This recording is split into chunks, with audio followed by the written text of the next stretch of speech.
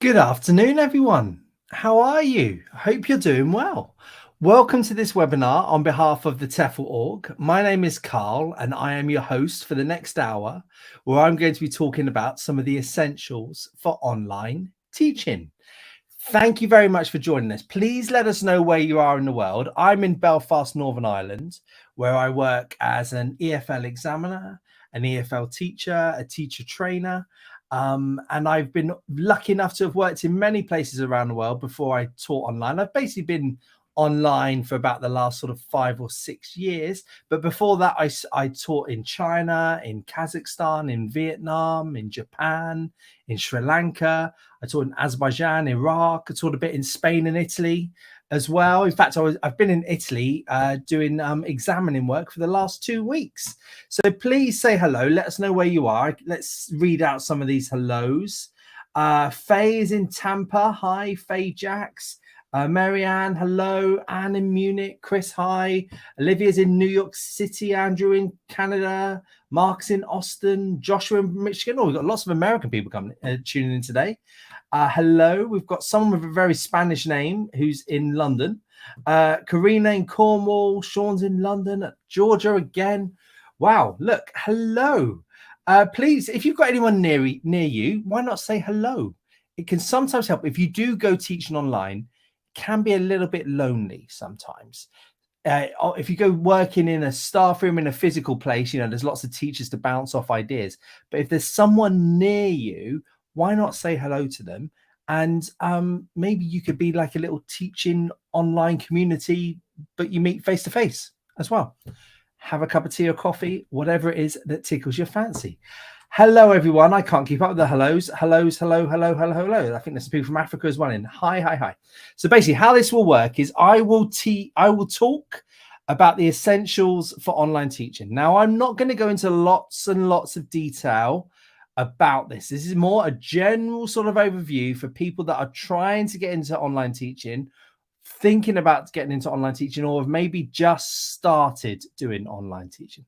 I'm going to talk a bit about the tech, a bit about the personal essentials, a little bit about students and how to get them, and give you some of my tips as well for people that are starting off. And then after I've done that, I'm going to answer your questions about anything at all to do with English, teaching English as a foreign language. Doesn't have to be about online teaching. So if you've got a question about you want to go teach in South America, put it in there. You got a question about what sort of tech you want to use, put it in there. I can see some questions about whiteboards, that kind of thing. I'm going to talk about that a bit for sure.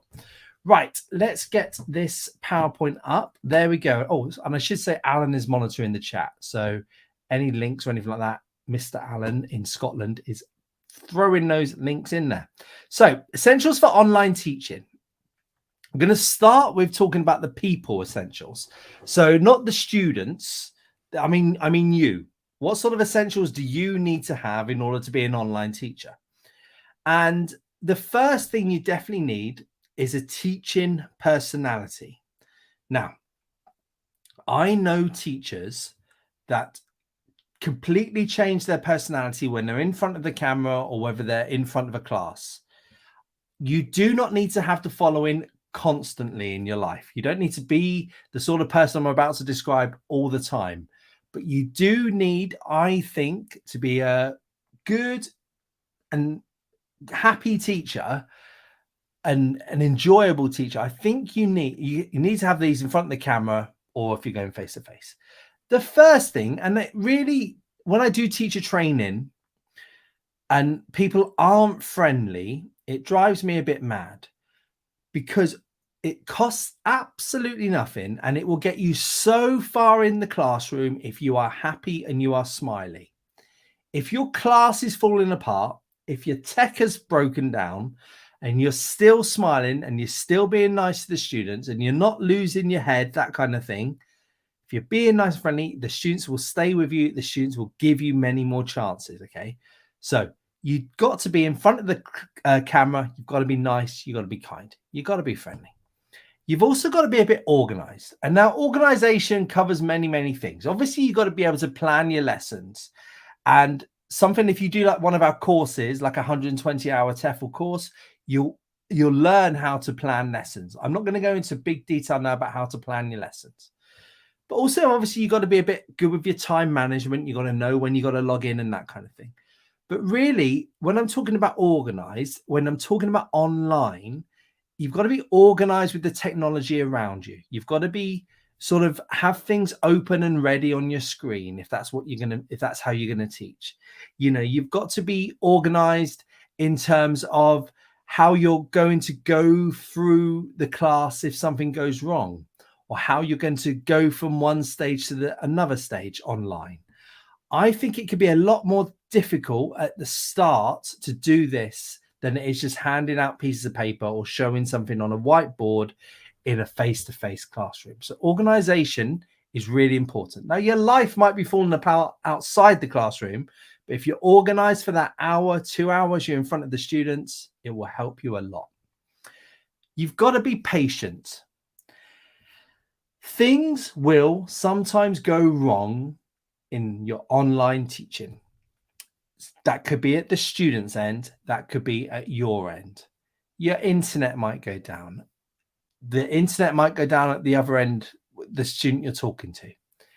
Your computer might decide at that specific moment that it doesn't want to load up something that you really need. Your YouTube video that you're going to show might all of a sudden show an advert in the middle of it, something like that.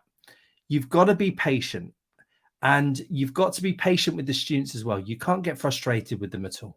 All right. So they're the sort of personality things you need, but you do need certain qualifications to be a TEFL teacher. Now, it is true that you could go there at the end of this video and start finding your own students, and you could say you're a teacher, and you can start getting students, they can start giving you money, you can teach them something. But would you be a good teacher if you didn't have any sort of teaching qualifications? I know that I wouldn't be a good teacher if I didn't have the bank of qualifications I have already. And you do definitely need a TEFL qualification if you're going to go work for a company. There are some companies that will say all you need is to be a native speaker. I don't think that that really shows a good company, to be honest. If I was a student and I was given money, I would want to have a teacher that was qualified in teaching English as a foreign language. And the most basic level qualification that a company will ask for is a 120-hour TEFL certificate, such as we offer here at the TEFL org. So if you type into after this webinar, TEFL.org into your web browser, our website will come up and you will see the courses we offer. And the basic one we offer, the most widely taken one, is this 120-hour one. Yeah. And basically on that, if you went and did that certificate, you went and did that qualification with us, we would show you how to be a TEFL teacher. We'd show you how to plan lessons. We'd show you how to make a nice personality. We'd show you how to basically control a classroom in terms of managing the students, that kind of thing. It doesn't, however, go into lots and lots of detail about teaching online. It is sort of aimed at generally all teachers. Now, the theory you learn on that is very applicable to the online classes. But what you might want to think about doing is some of the optional modules that we offer in online teaching, if online teaching is going to be your thing. So that would be, there's like a 30-hour add-on module, which talks about how to be an online teacher. But there's also practical modules where you get to spend a weekend, for example, online with someone like me, and actually you would actually deliver a lesson online and get some feedback with no pressure because there'd be no students. So that's the sort of thing you might want to think about doing. Finally, now it's not compulsory at all. It is not compulsory at all, but it helps to have a degree. You will see jobs advertised where they say no degree needed, or they won't mention a degree. If you're going to find your own students, you don't need to have a degree. But you will also see jobs advertised that that say you need to have a degree. Now, does a degree make you a better teacher? No. I mean, I have a degree in language studies and I have a degree as a joint degree in teaching English as a foreign language. That degree helps me as a TEFL teacher. But if you go and have a degree in sort of art history, you go have a degree in biology, for example, is that going to make you a better teacher? I don't necessarily think so. It might help with academic English, that kind of thing. But what the degree is needed for is to get the work visas. And some online companies, even though you're not going there, even though you're going to stay in your home country, some companies do ask for a degree in order to get the work visa situation to cover their backs in their country, because their government says that teachers need to have a degree. Okay. So it does help to have a degree, but it's not compulsory. Now, please get your questions in. I will definitely get some. There's some already that I've highlighted that I'm going to get to at the end. The earlier you type your question in, the more likely I am to have time to answer it. So hardware essentials. And some companies, if you're going to go work for a company, some companies have specific rules about what hardware, what technological hardware their teachers need to have. So read it very, very carefully. Yeah. Read the job advert very, very carefully to see what they say. Yeah. Now, very broadly speaking, the first thing you need is a desktop or a laptop computer. I think that that is the best way to deal with all the technology. You have a wider range of things. It tends to work better for this type of application, online teaching, than using a tablet or a smartphone. So I believe that a desktop or a laptop is best. Next, I think there's a tablet. A tablet, there are some companies that will let you teach with a tablet. However, there are some companies that won't let you teach with a tablet and won't let you teach with a smartphone. They say you've got to have a Windows or a Mac computer. Generally, Windows is the most used one, but a Mac also would work as well. There are also companies that let you teach through a smartphone. And I've never done this.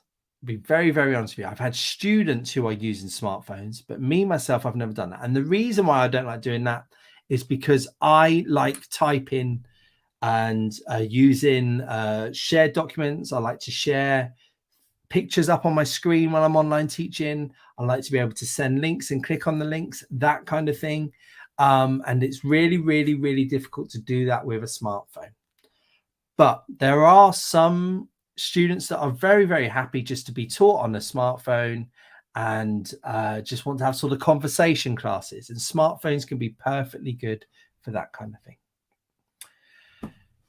A HD camera. Some computers, some laptops have that built in. Obviously, smartphones and tablets have them in. You might need to buy an external camera for your desktop computer if you don't already have one.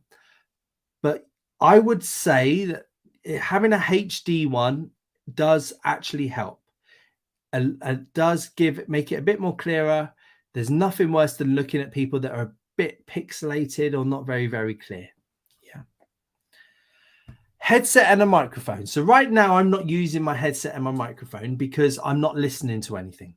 However, I would really, really like using this when I am talking to people.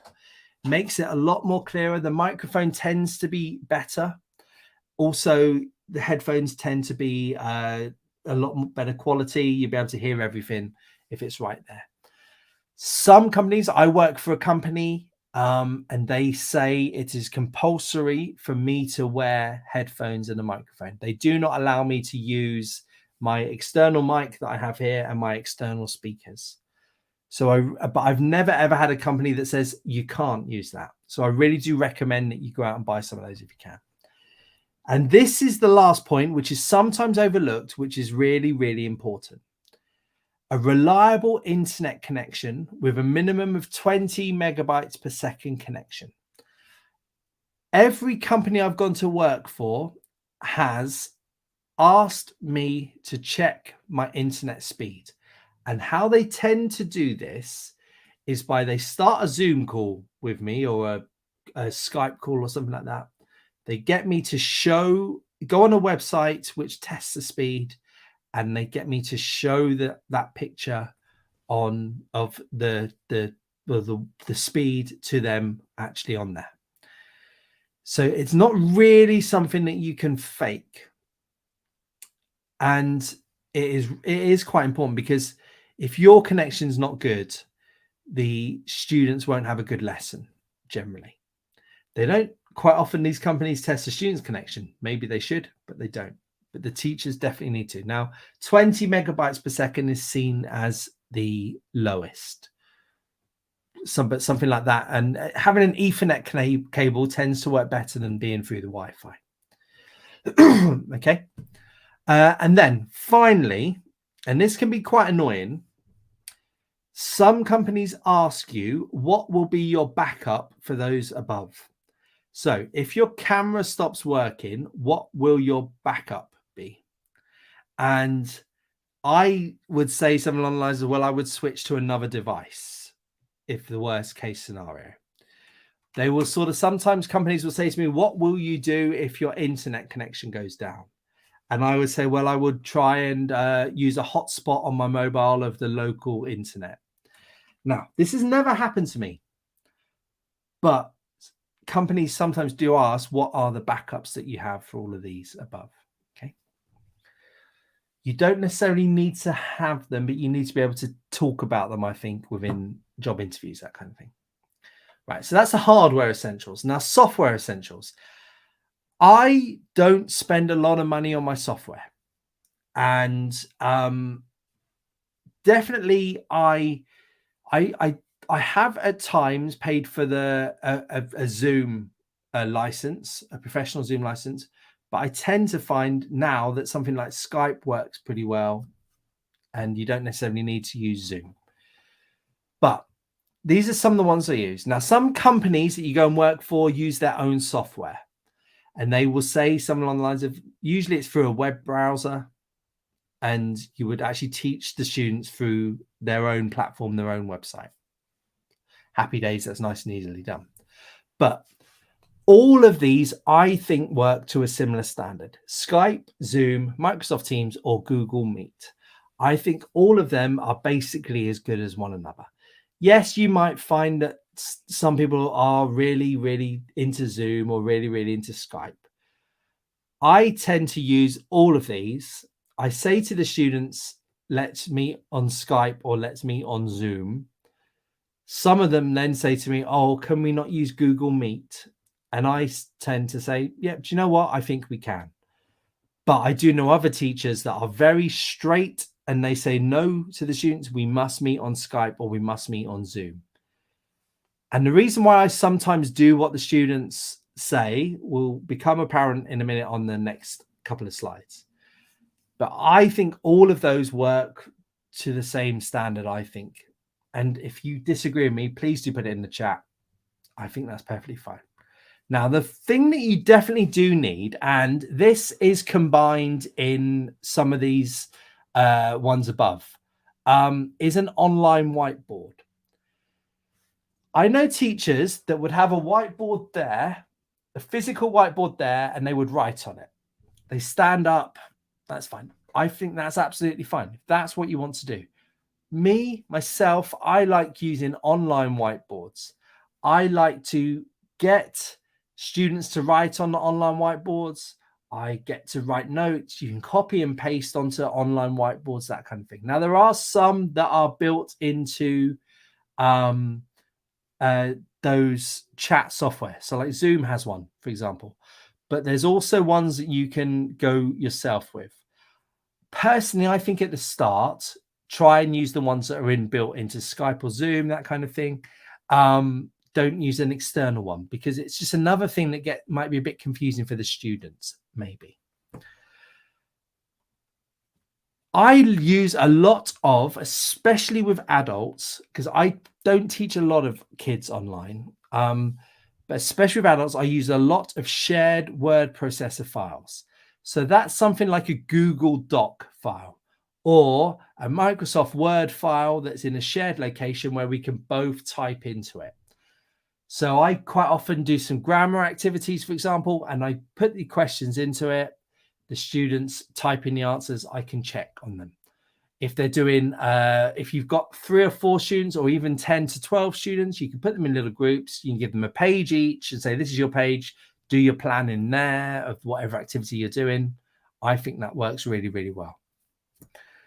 Shared word processor files are pretty good. You can also obviously put pictures into it, all sorts of things.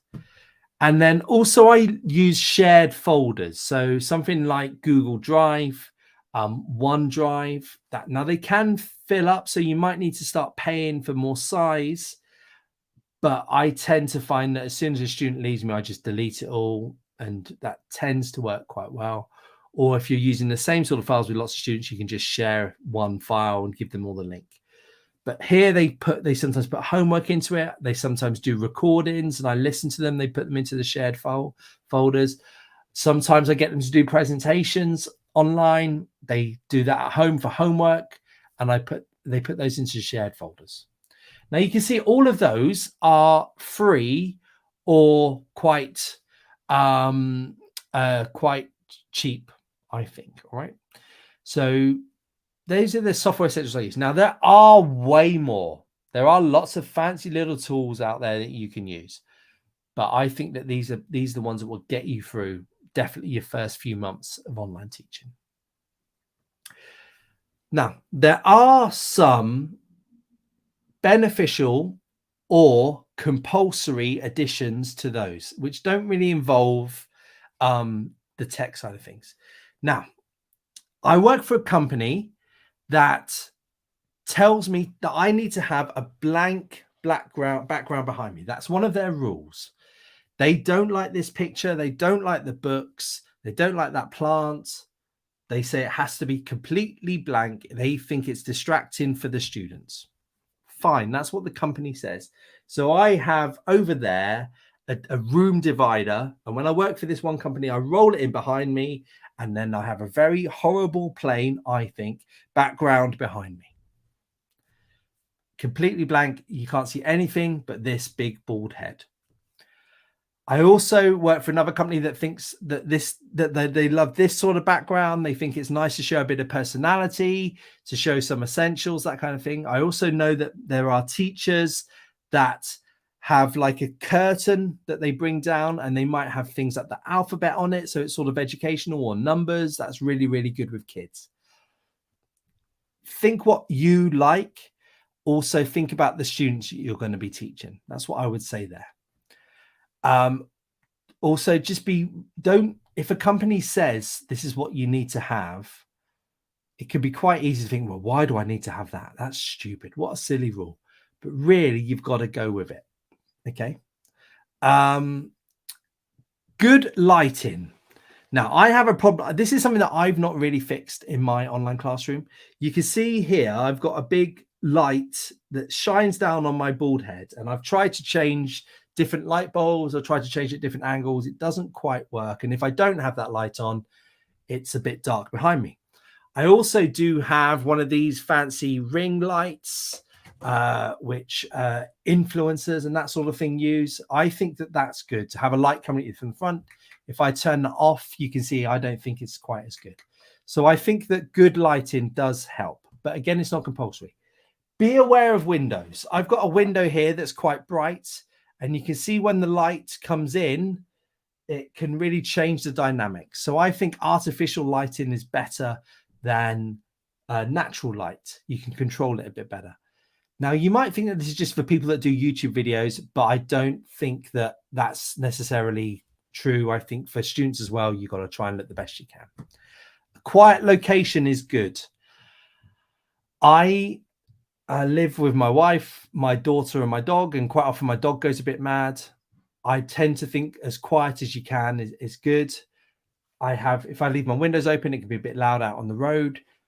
I have also done observations of teachers who say they have a quiet location, but they've got their dad or their uncle or their grandfather singing in the background.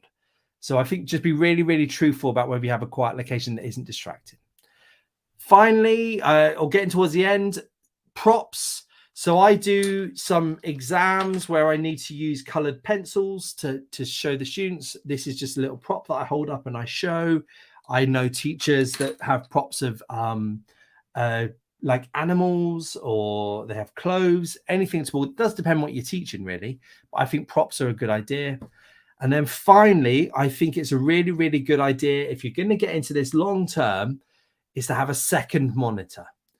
It makes it a lot easier if you have a monitor there, and that is the monitor that the students can see. And then you've got this screen in front of you where you can have the things set up for in a bit. Okay.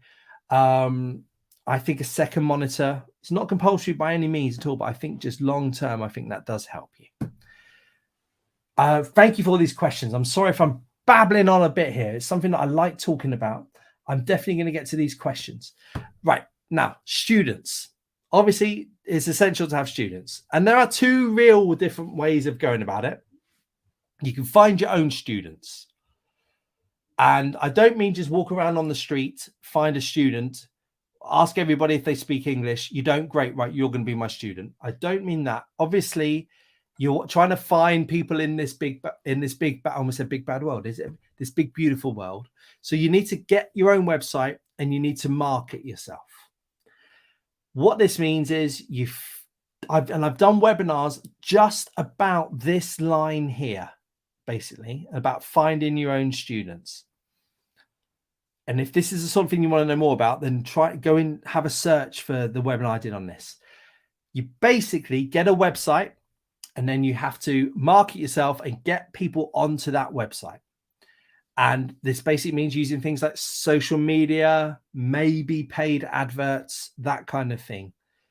Get the students onto your website and get them paying basically for lessons or signing up for lessons. Now, long term, this is the most beneficial, and it is the way you will make the most money. Working for another company or going to work for one of the websites where you're sort of you have to sort of fight against other teachers to try and get the students, because you're sort of selling yourself on a group website or a company's websites, doesn't pay as well as finding your own students. It is long term the most beneficial. But what I would say there is, it is not as easy as I've just said it in the last few minutes. You've got a lot of work to do to get that as a full-time work. And if you see Facebook ads, YouTube ads, where there's someone saying, hi, you should, I don't know why they're American, someone saying you can have a full-time teaching schedule earning $5,000 a month within 28 days. I don't believe that myself. It takes a long time. It took me a long time. And COVID sort of changed it. A lot of people went into online teaching. That means there's a lot of jobs out there, but I think there's a lot more competition about finding your own students. But long term, it is the most beneficial. The other option is to go and work for someone, work for a company, basically. And there are many companies. And I can see some questions we've got here asking me, Carl, what's the best company? Now, the company that you go work for depends a lot on you. Depends if you want to teach kids, you want to teach adults, you want to teach a specific nationality. Are you happy to work for a lower wage? Do you have a set wage in mind that you must earn? There's a big range of companies out there. Some will take native speakers, some will take non-native speakers. I hate talking about native speakers because it doesn't necessarily mean you're a good teacher because you're a native speaker. But there are many, many companies out there. And for me to recommend to you one company is not, I don't think, beneficial. What I would say to you is go to TEFL.org/blog. And then in that, you'll see this website here. And let me just move that. You'll see this website here. You click on the blog and then you type in there, or you click on it, Teaching English Online. There's lots and lots of things there about online teaching, and you will also find some things in there about companies to go work for. So I recommend that you go onto that website, type in a search theme that will sort of link best to what you're trying to find out, whether you want to be a teacher finding your own students or go work for a company, right?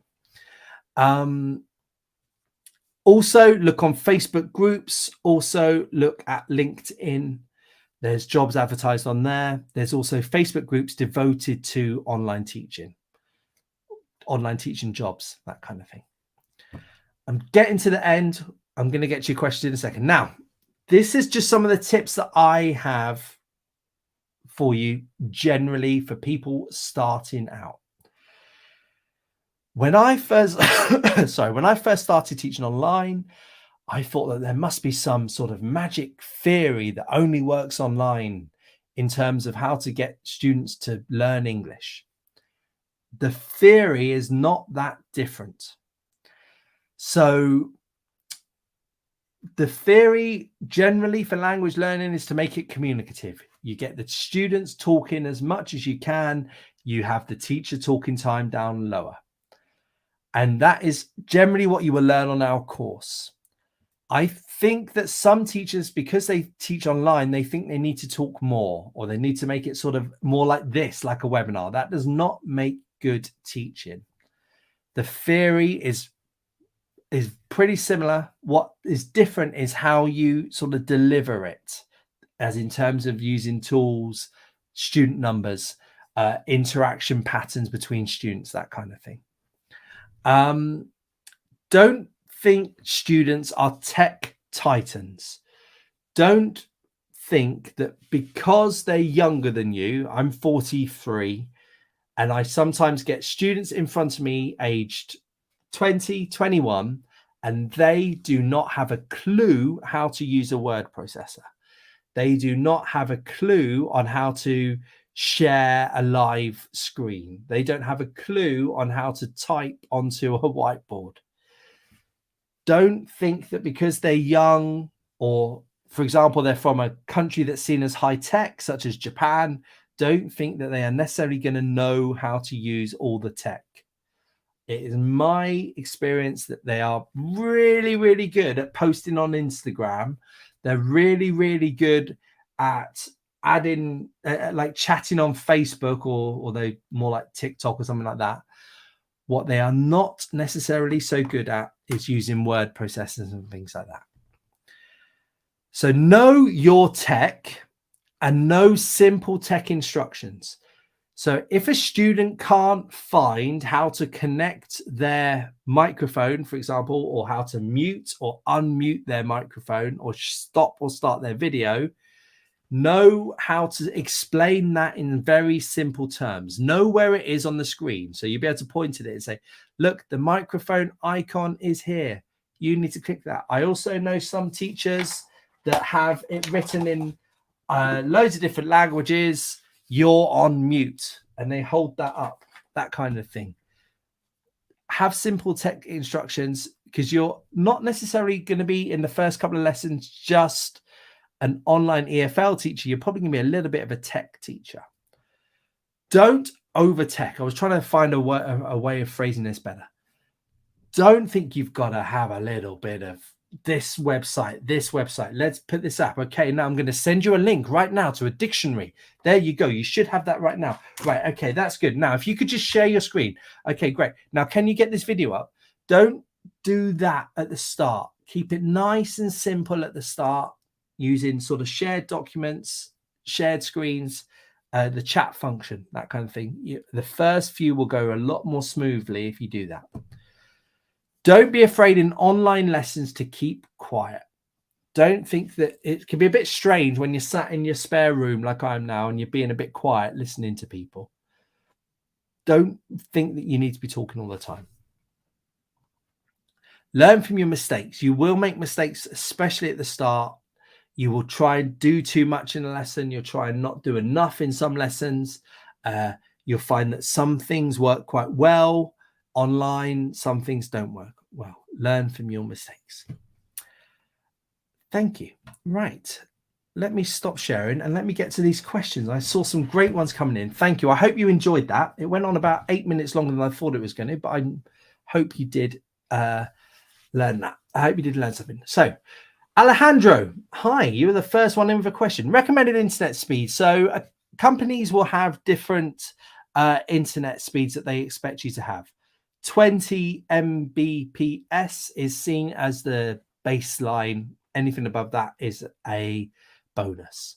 And if you're going to do this as a digital nomad or as a sort of a wandering backpacker or something like that, internet speed can be the number one problem, because you can carry a laptop around with you, but what you can't generally, though some people do with sort of boxes and this kind of thing, is carry around a reliable internet connection.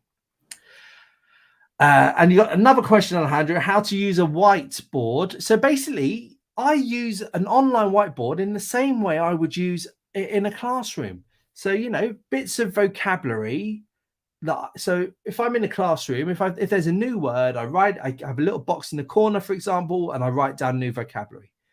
I do that on an online whiteboard and I keep it there. Or if not, I use a shared document and I type it in there. If I was going to write a grammar point out on a whiteboard behind me in a group of 20, 50, 100 students, I would use it exactly the same. There's no sort of special way. Obviously, the difference being is you've got to use a mouse and you've got to click on a couple of buttons before it to come up, and you've got to make sure that the students can see it.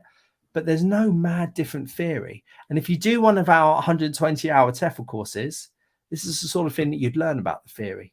Yeah. I hope that answered your question, Alejandro.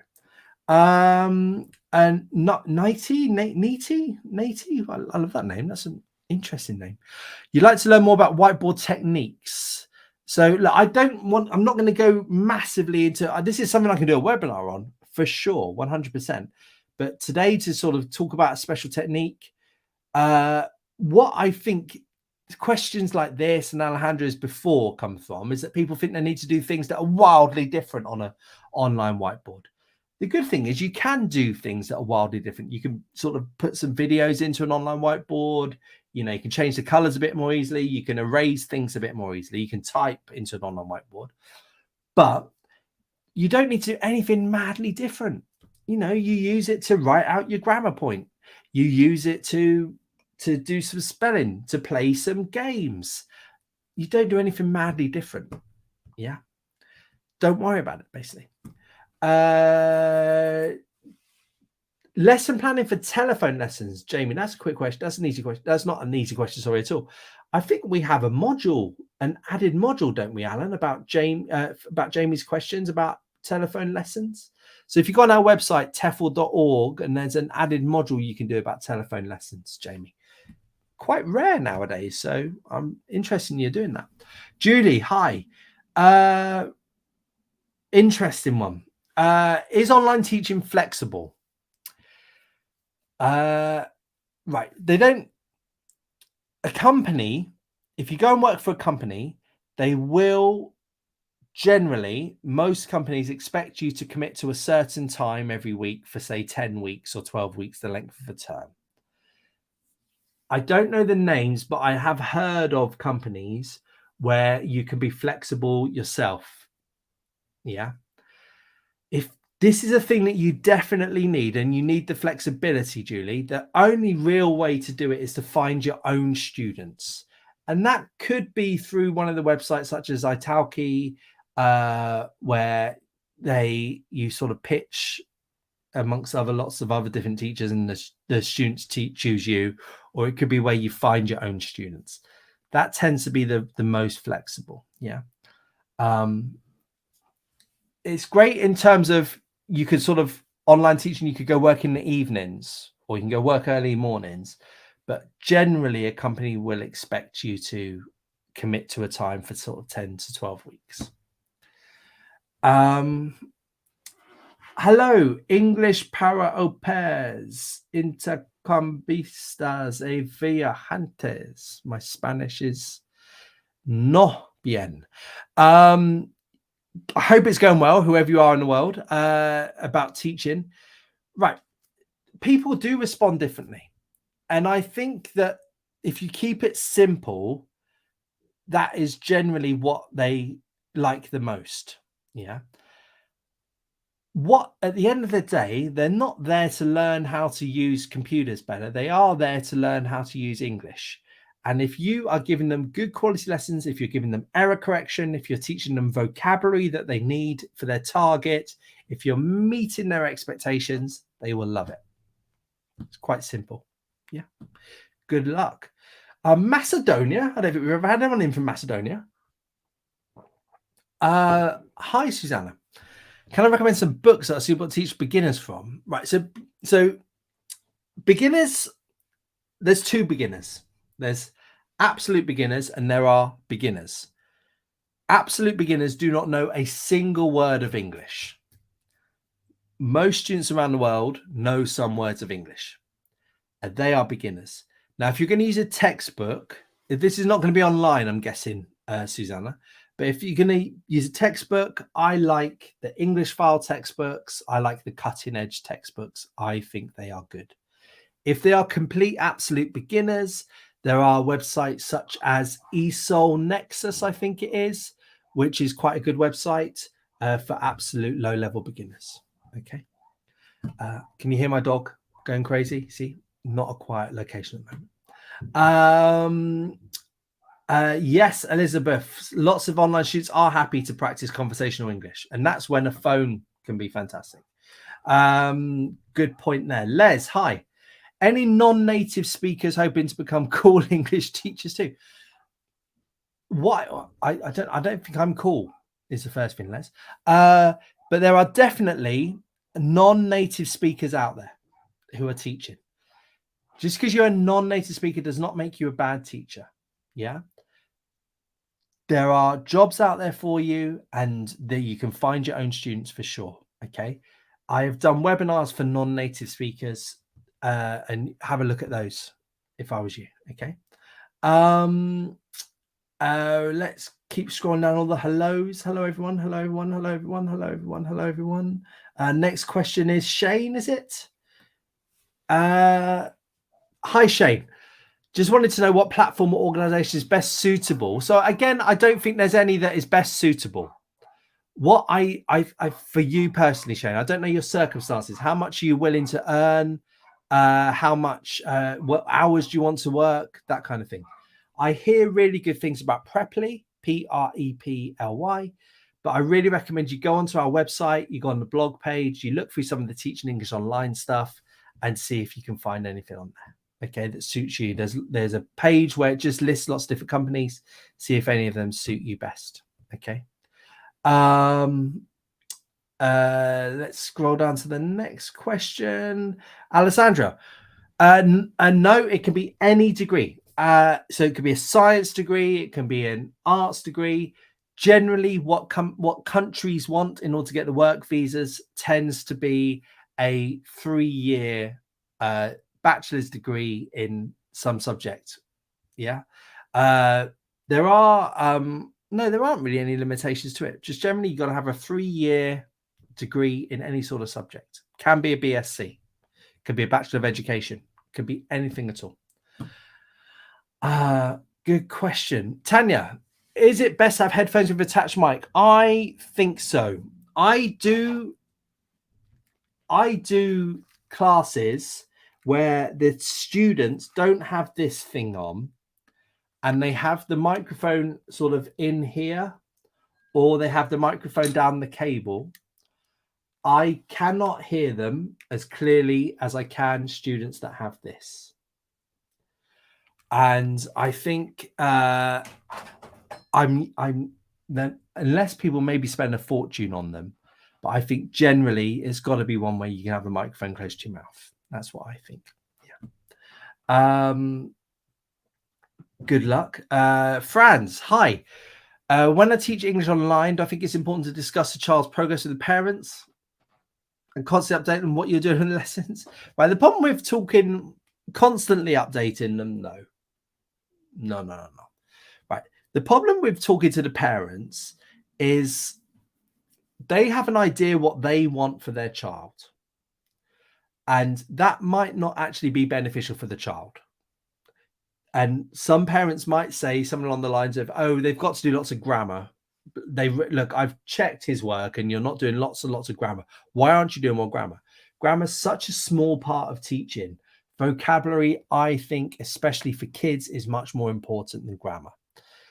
There's the skills, reading skills, speaking skills, listening skills, writing skills. I think that's more important. So I wouldn't get the parents too involved. Now, saying that, there are parents, especially if you're going to get your own students and they're paying the lessons, who want to know this kind of thing. I sometimes charge them for meetings. If I've done kids class before, that's gone down well and it hasn't gone down well. Or I say, okay, do you know what? If you want to meet me, fine, but the lesson has to be 10 minutes shorter because that's how long the meetings can take. The other problem is a lot of parents don't have very good English.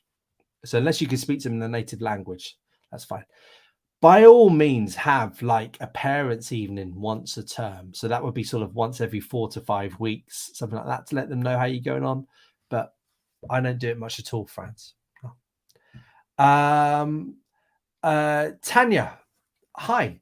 I know we've done that one already. Franz, we've done that one already. CK, can I recommend my favorite online games and activities for adults who learn online, please? Obviously, you can't set one up with Realia. No, I mean, look, I've never found a game face to face now that I can't adapt in some way to work online. So, for example, if I'm going to have a game where adults have to run to a board and click it, and hit it, hit a word. So, for example, you put a load of words up on the board and you put them in pairs and they say, right, okay, run to the board and hit the word 8. You're doing numbers. You could do that online because they could just circle it on a whiteboard or click on it. And you can see who clicked it on some whiteboards because it shows you which 4 of them are doing it, which of the 4 students is doing it by, it comes up with their name. So that's easy to do. I like playing games like Taboo. That's a really, really good, nice, easy game you can play online. Grammar auctions, Google that. You can do that online. You could do word searches online. I've never found a game that doesn't work online. I think you just got to use your brain a bit. And if it's, grammar activity and it's on a page, how can you put that into a shared document? That kind of thing. Yeah. Good luck, CK. And how would I do an icebreaker online? Well, it depends what the icebreaker is. So, if I did something like 3 truths and a lie, that can easily be done online. If I'm doing something like, it totally does depend on the grammar point that you're teaching, what icebreaker you do. That tends to sort of match. If I sort of put them into shared rooms, have a little discussion, get them to come back and introduce a partner. That's one of my favorite ones to do. You can do that online nice and easily. CK. Thank you. I think I've come into the end of it.